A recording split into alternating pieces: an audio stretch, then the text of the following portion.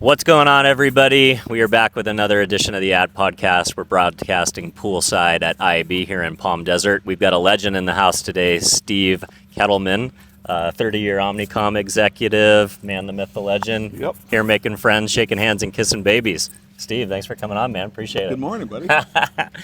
So, what brings you to IAB this year?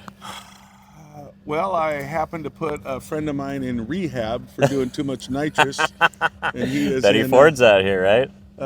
This was in Pasadena, and I drove out here because out of the whatever, how many people are here? 400? That sounds about right. I mean, this is my family. I love everybody here. I love it. Well, I saw you at CES. See my friends. You abandoned me at the chandelier room, so. You abandoned me.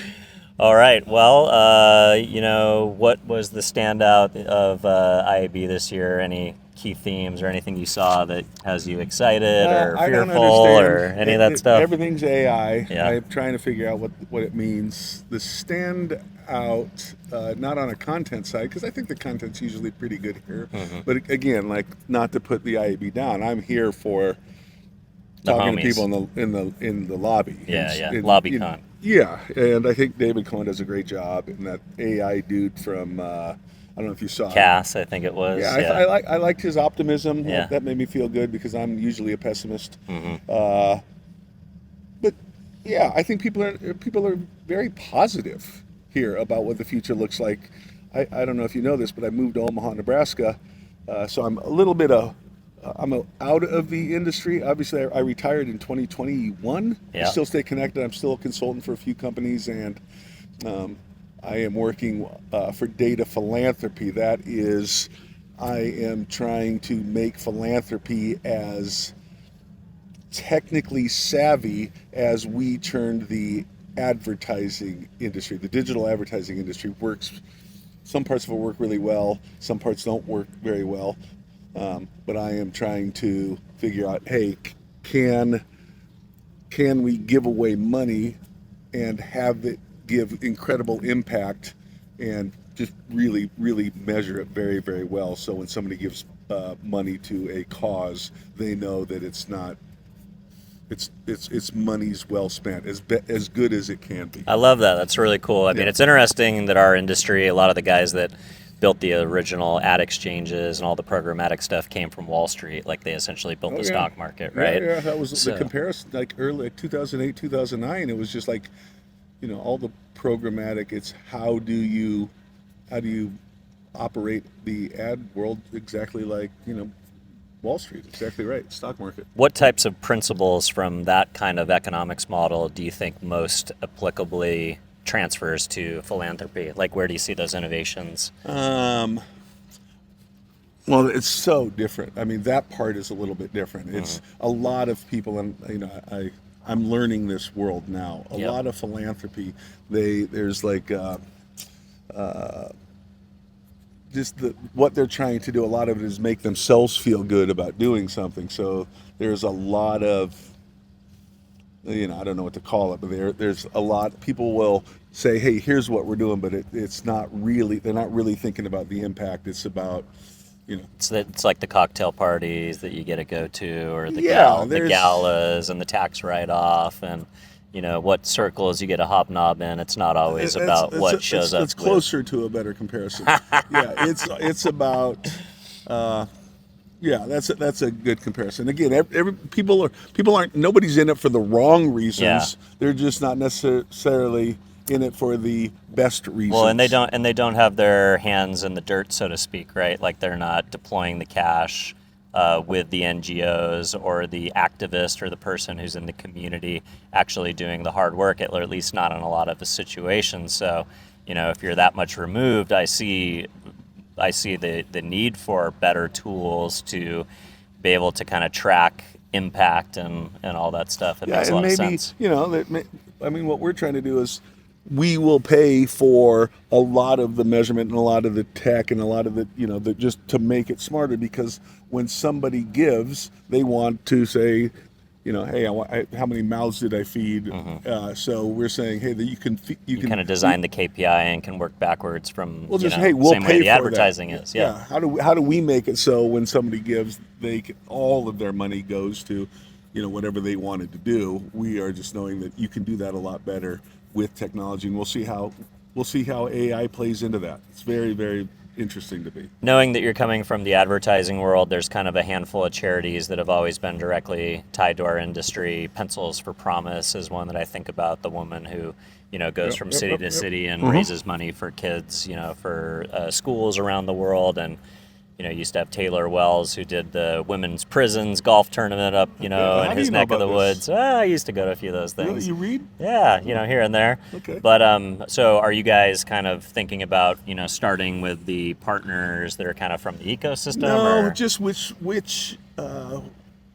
what we can give the most impact to with data, and the guy's money, Jeff Green of the Trade Desk, he's mostly interested in how do you benefit the individual versus the system. So what bodes well into that is, I haven't really figured out yet how do you give to parenting. He's very interested in hey, you can fix, you can do as much in this world as possible if the parenting is right. So because there's not really a way to do that. Like after school programs or homeschool, you hit it. Or alternative education. A lot of it is education. Yeah, that makes sense. How do we give money so if kids are going to shitty schools, they have no chance? Well, kids going to school, period. Yeah. How do you get people that are families that haven't gone to school, like a college? How do we make sure that those types of people are having the same amount of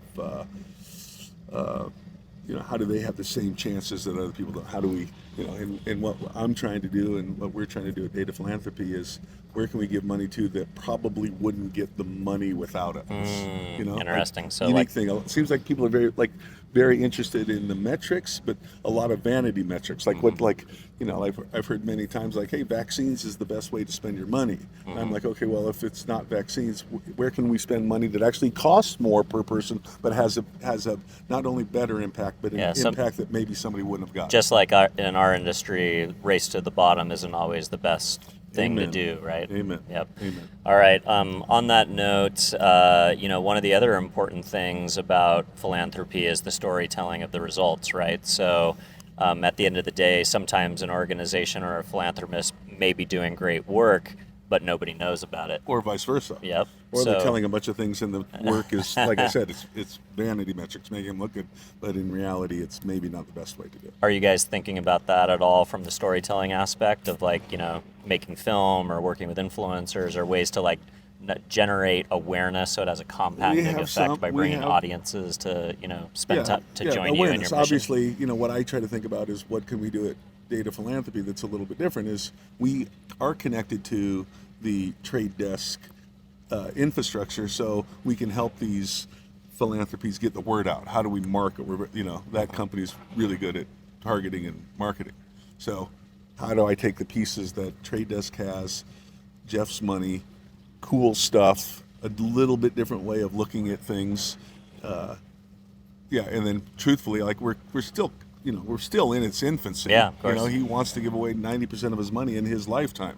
So it's a big goal. A lot of these guys like Gates and the guy from Omaha, Nebraska. Omaha, Nebraska. Yeah. They've signed the 99% pledge and all that, but they still. I thought the giving pledge was 50. Is it? Maybe you're right. I don't know. You're actually probably right. 99. That's aggressive. That is very aggressive. But then their kids end up being the CEOs of the philanthropy, so works out in the end, right? I guess. So what's it like being retired? I'm horrible at it. I gained 40 pounds. I moved to Nebraska. I am trying to. I own a 240-acre farm in Iowa, and I'm starting a animal rescue. That's cool. What kind of animals? Anything. Anything that's living still. Anything that's living, and I had to. This is funny. I had to. It's in Red Oak, Iowa, and in order to get the permits. Yeah, you had to make sure you go to a town hall and let people come, and it was out of a movie. I remember I could only imagine. Yeah, one guy he goes, "Hey, city boy, you know what we do with a cow if it breaks its leg?" And I'm like, because I said, one guy said, "Hey, will you take cows and horses, or whatever?" I said, "Anything." He goes, "What do we do with a cow when it breaks its leg?" I said, "I don't know. I'll take it." He goes, "Well, we eat them." Well, hey, And I said, why don't we all go to the bar next door and we'll talk about it, and hopefully I don't get it. You guys will approve this. I, I was in this bar for 2 hours, everybody drinking, $147. Not crazy. Insane, Come to man. Red Oak, Iowa. Hey, Booze well, is cheap. I'm definitely gonna check it out. Yeah. Well, when as Robert F. Kennedy hit that bear, he dropped it off in Central Park. So. Well, yeah. All right. Hey, always great to see you. Yeah, buddy. Appreciate you coming on and saying hi.